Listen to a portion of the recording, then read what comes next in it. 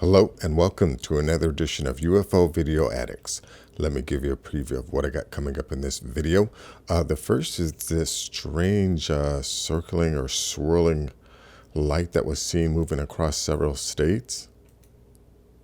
Also have this cigar UFO. And this is just some strange light over New York. Also have this video here of a meteor. And I wanted to contrast this with the video that I just posted the other night of that green meteor, and how, this looks like a typical meteor as it breaks up entering our atmosphere, whereas that in the other previous post, I don't think that was a meteor. Anyways, also have this video here about a group of Russian hikers that went through a similar situation as the Dyatlov Pass, or those people that went up into the mountains and some weird stuff happened to them. Well, apparently it happened to another group of people when they went hiking into some areas I don't think they're supposed to go. Anyways, let's see. Got this document here that was used to be top secret FBI memo. But it's basically talking about, landed UFOs. Also had this story here about this Australian who was abducted. And let's see, this is a strange one. This is about this this cave that was cut into a rock. But, here's the entrance. And let's see, let me go down. This is the inside. You can see how, it's all nice and smooth. But let me show you the outside. This is the outside. It just looks like a rock that, again, it's obviously somebody with advanced technology, hollowed this rock out. Anyways, got that. And last, I had posted some photos in my previous video about some rocks that, could possibly have been the remnants of ancient trees. And, I said there was a video out there. So, yeah, this is the video here that, compares all of these, like mountain structures alongside photos of tree trunks that, really match it up. So, I think there's a possibility that a lot of these mountain ranges, that we thought were just mountains, could possibly be like petrified wood that's been here so long. But anyways, let's go to this first video here. Yeah, now this one, supposedly, this object here was seen moving across several states, but this woman, I think it was her daughter, took a photo of it or something. But anyways, check this out. Coming off the center of the spear had sharp edges to the object. She was on her back porch facing west. The object moved from north to south. The arms of light stayed stationary as it moved across the sky. And she is evidently not the only person to have seen it. It was reported in Kansas, reported in Arkansas, and I believe also in Minnesota. She said that. Yeah, that's pretty strange. But anyways, link to her video will be in the description. Let's go to this next video here. Yeah, this is a typical, cylinder or cigar-shaped UFO that people have been seeing for like forever on our planet. So, I'm thinking this is definitely something that's being used by our underwater neighbors.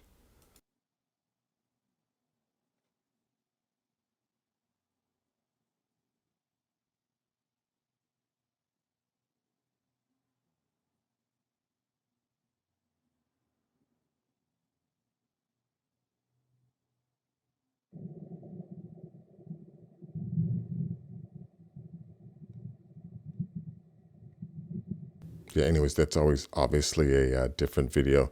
But anyways, link to these videos will be in the description. Let's go to this one here. This one's, again, it's not the most exciting, but It's a strange light taken above New York.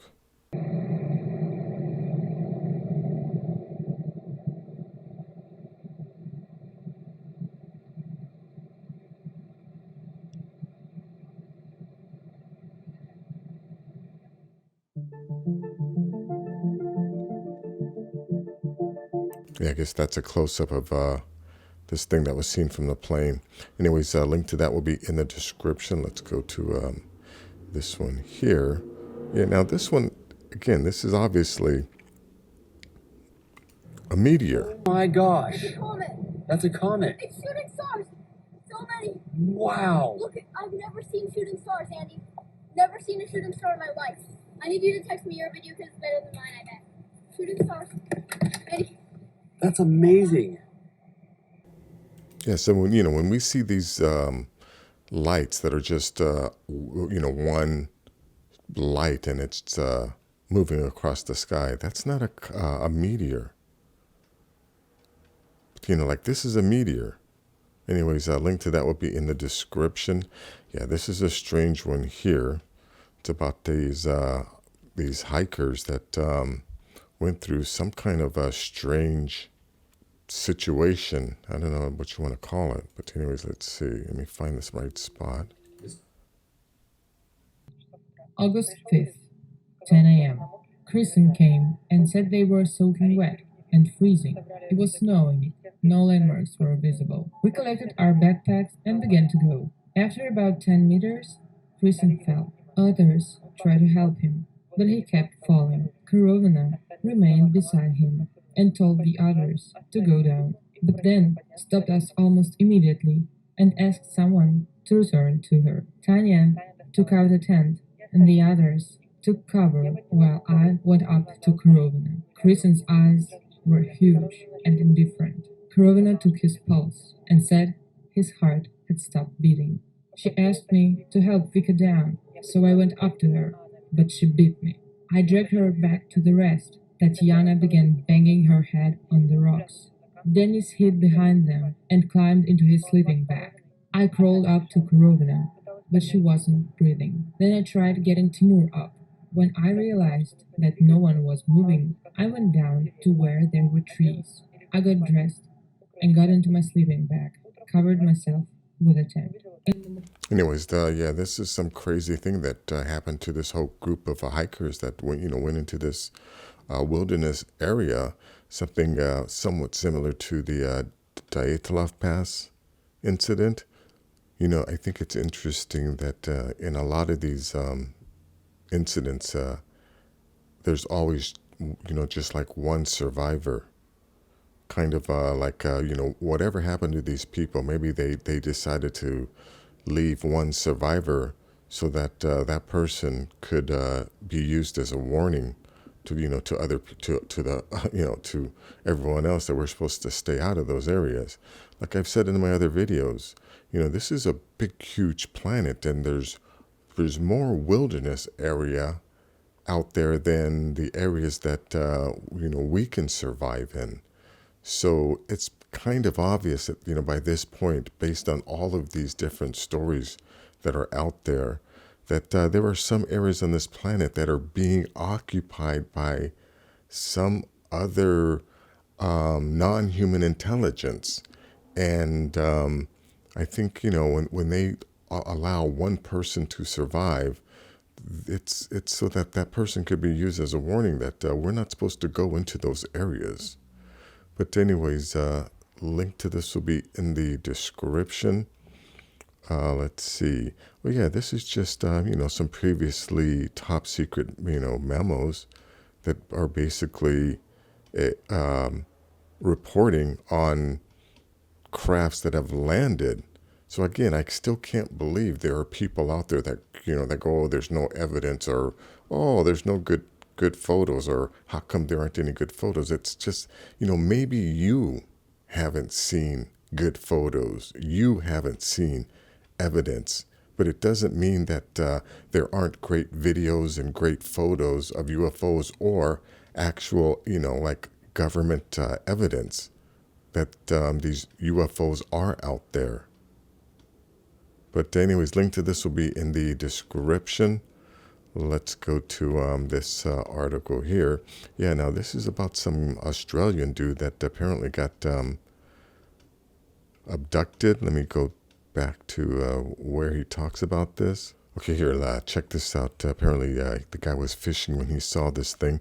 My fishing rod is a Jarvis Walker brand, a side caster, and being a relatively experienced fisherman, I would at most times wind it in at different speeds, and the tension naturally would tighten the line on the reel, making it awkward to cast out. So through habit, I would watch the sinkers at the end of the line, so when I did cast out, I could see where they were heading, and if necessary, get out of the way if they followed me whilst casting out. It was now dusk. The sky was a clear darkish color, but for these two clouds still in front of me. I looked back at my fishing rod, the sinkers, and proceeded to cast out. I was watching the way the line was coming out of the tip of the rod and the direction the sinkers were flying through the air when I was distracted by this odd glow in the sky. It was there long enough for me to gaze at, but I could not come to any conclusion as to what it was that I was watching. When I tried to understand what it was, it vanished. I was a little dumbfounded and curious as to how the glow went out, or better still, where it went. I looked slowly around the sky, left, right, up, down. There it was again. It had moved from where I had first observed it to slightly from my right to my left, approximately 20 yards onwards in front of me.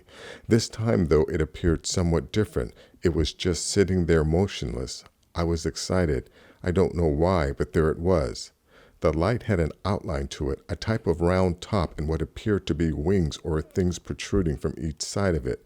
It gave the appearance that it looked like a bowl tipped upside down. It was incredibly different. I became increasingly excited, nervous, an odd feeling. Then just as I was accepting it, it disappeared again. Anyways, goes on about this guy seeing an encounter.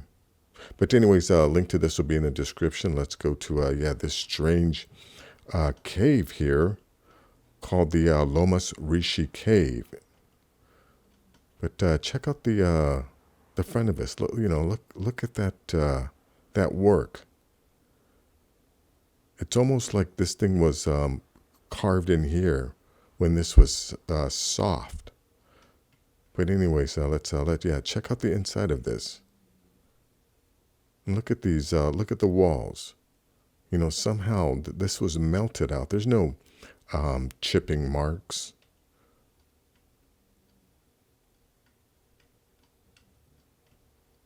Yeah, look at the cuts on the doorway here. Some kind of tool was used to just slice into this. Maybe it was soft, when they made it. But let's see. Yeah, look at the outside of this thing. The crocodile-shaped rock in which the Sudama and Lomas Rishi caves are cut. And I bet you there's no written record of who actually made this. I'm sure, they've probably made something up.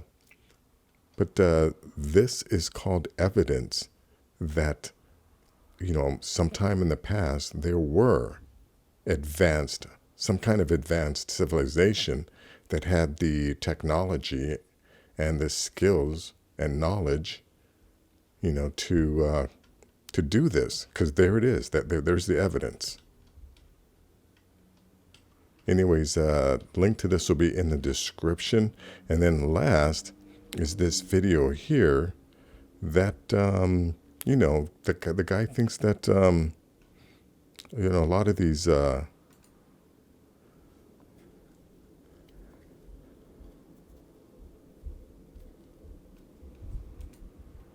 lot of these mountain ranges could possibly be the remnants of ancient trees. Look at that. Well, this one here. Yeah, you can see how, these fibers. It looks like there's fibers that curl down just like a tree would do, like a root system would do. Let's see. Oh yeah, and here's another one. With this thing, how the tree inside of a tree has that honeycomb effect. Well, there's a bunch of places like along the coast. Oh yeah, look at this.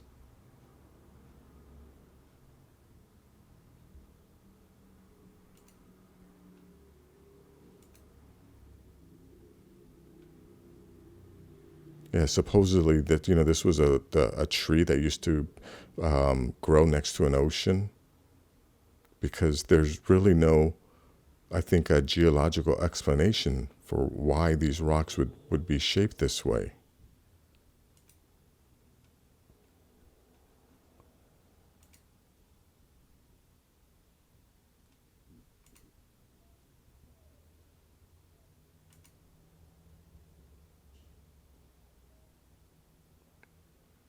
But if these are, you know, the remnants of ancient trees, who the hell cut them?